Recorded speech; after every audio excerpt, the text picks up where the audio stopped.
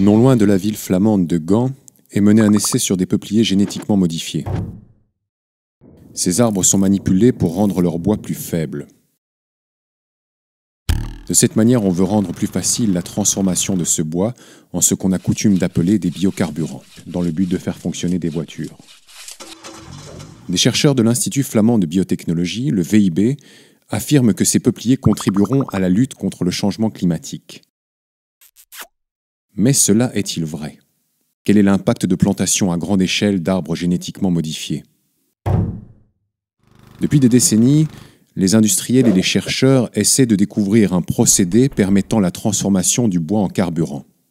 Ce carburant, l'éthanol, que l'on appelle cellulosique, serait produit en brisant les fibres de bois en sucre et par fermentation en convertissant ces sucres en éthanol. Un obstacle pour cela est la lignine, la substance qui donne aux arbres leur densité. La lignine est importante pour les arbres. Elle leur sert à se protéger contre les maladies et les nuisibles. La lignine rend plus difficile l'accès à la cellulose et de ce fait ralentit la décomposition des sucres pour la production d'éthanol. Cela nécessite à l'heure actuelle un grand nombre de produits chimiques ou des températures élevées. Le processus est coûteux et nuisible à l'environnement. Voilà pourquoi les chercheurs veulent créer des arbres génétiquement modifiés contenant moins de lignine ou de la lignine modifiée. Cela rend ces arbres donc également plus faibles. Un autre obstacle majeur est de trouver la bonne combinaison de microbes pour gérer ce travail.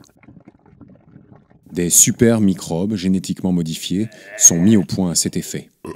Quoi qu'il en soit, les chercheurs sont encore très loin d'avoir trouvé une méthode efficace pour fabriquer du fioul à partir de bois. Il existe déjà de nombreuses plantations de monoculture d'arbres à grande échelle dans des pays comme le Chili, le Brésil, l'Espagne et les États-Unis. Ces plantations conduisent à l'accaparement des terres, les communautés locales sont déplacées et ne profitent pas des produits forestiers de ces plantations. Les forêts naturelles et la biodiversité sont détruits. Les arbres absorbent trop d'eau pour l'environnement et de nombreux pesticides doivent être utilisés sur les plantations. Les peupliers poussent principalement en Amérique du Nord, en Europe et en Asie.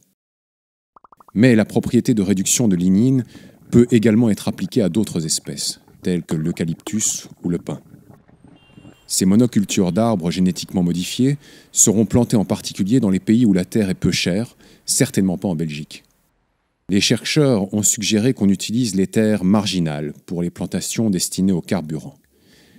Mais ce qu'ils appellent terre marginale est souvent très utile pour les personnes qui dépendent de la terre pour leur subsistance. Les plantations d'arbres génétiquement modifiés pour produire du carburant à destination de l'insatiable marché mondial de l'énergie augmenteront ces problèmes.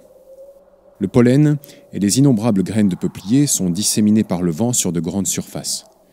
Les arbres génétiquement modifiés peuvent se croiser avec des peupliers ordinaires et ainsi affecter les populations autochtones. Les arbres de ce test sont taillés afin qu'ils ne viennent pas à maturité et donc ne produisent pas de graines, dit la VIB. Mais si les arbres génétiquement modifiés devaient être largement cultivés dans de nombreuses régions du monde, comment être en mesure de prévenir la propagation de ce produit du génie génétique dans l'environnement ? La VIB reçoit plus de 40 millions d'euros du gouvernement flamand. Cette base flamande est complétée par des fonds européens et de l'argent provenant du secteur privé. Des sociétés telles que Syngenta, Bayer et BASF. Ces entreprises siègent également à l'Assemblée générale et au conseil exécutif de la VIB et ont donc un impact sur leur politique. Les organismes génétiquement manipulés sont généralement brevetés. Pour les arbres génétiquement modifiés de la VIB, les chercheurs demandent aussi des brevets. Cela signifie qu'ils pourraient avoir un monopole pour l'exploitation des arbres. Avant que cela arrive, ils mettent en place des start-up biotech qui peuvent ensuite être revendus aux grandes entreprises. Les investissements publics disparaissent alors dans des mains privées. Il existe aussi une concurrence féroce de la part des États-Unis et de la Chine pour être les premiers à réaliser le rêve de changer le bois en carburant. L'approbation officielle de l'essai en plein champ est loin d'être démocratique.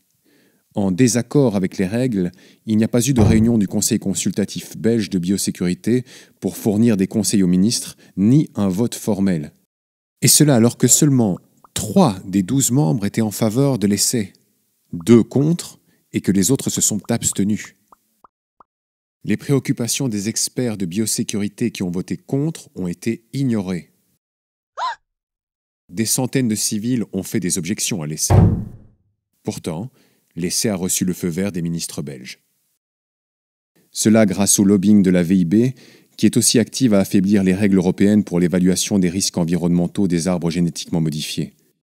Le projet des arbres génétiquement modifiés doit être stoppé. Les plantations d'arbres en régime de monoculture sont une fausse solution dans la lutte contre le changement climatique. Ils détournent l'attention des causes réelles du changement climatique. Les plantations de carburant à grande échelle ont des conséquences dévastatrices pour la biodiversité et la population locale dans les régions du monde qui sont les moins responsables du changement climatique. Alors que la société doit supporter les risques et les conséquences, les rendements potentiels reviennent aux investisseurs et aux grandes entreprises. Arrêtez cet essai sur le terrain et investissez dans des solutions véritablement durables pour le climat et pour la société.